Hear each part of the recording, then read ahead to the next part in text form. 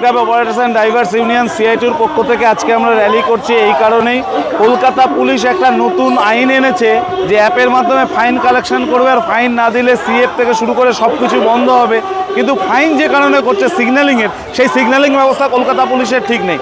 লাল থেকে সরাসরি, সবুজ থেকে সরাসরি লাল হয়ে যায় এবং মাঝখানে হলুদ অংশটা খুব কম, এই জন্য বেশিরভাগ ফাইন হচ্ছে। এইটাকে অবিলম্বে বন্ধ করতে হবে, এটা আমাদের প্রথম দাবি। দ্বিতীয় কথা হচ্ছে ভিএলটিডি লাগানো হয়েছে ৩,৫০০ টাকা প্রতি বছর রিচার্জের খরচ, কিন্তু আর লাগাতে গেলে ৬,০০০ টাকা।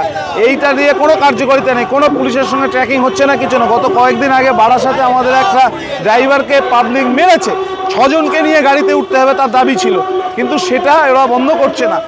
আমরা বলছি যে ভিএলটিডি ফাংশনিং থাকলে আমাদের লাগাতে অবশ্যই নেই, কিন্তু ফাংশনিং হচ্ছে না কেন, এটা রাজ্য সরকারকে দায়িত্ব নিতে হবে। ভিএলটিডি কোম্পানিগুলোর কাছ থেকে কয়েক কোটি টাকা খেয়েছে, কিন্তু সেই কাজটা হচ্ছে না। কমার্শিয়াল নাম্বার প্লেট টু হুইলারের ক্ষেত্রে ম্যান্ডেটারি ৩১শে মার্চের পর, কিন্তু এখনও প্রচুর কমার্শিয়াল নাম্বার প্লেট হয়নি। আমাদের কাছে ছেলেরা আটকে আছে, তারা কমার্শিয়াল নাম্বার প্লেট পাচ্ছে না। ফলে আমরা বারবার বলছি যে দ্রুত কমার্শিয়াল নাম্বার প্লেট দেওয়ার কাজটা কমপ্লিট করতে হবে। কলকাতায় সিএনজি পাম্প কম আছে, সিএনজি পাম্পের বাড়াতে হবে এবং এগ্রিগেটের আইন অনুযায়ী প্রতি বছর এগ্রিগেটের কোম্পানিগুলোর ভাড়া ফিক্সেশন করবে রাজ্য সরকার, সেটা করছে না।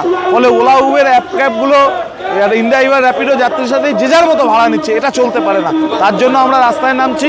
আজকের পরে যদি আমাদের সমস্যার সমাধান না হয়, জুলাই মাসে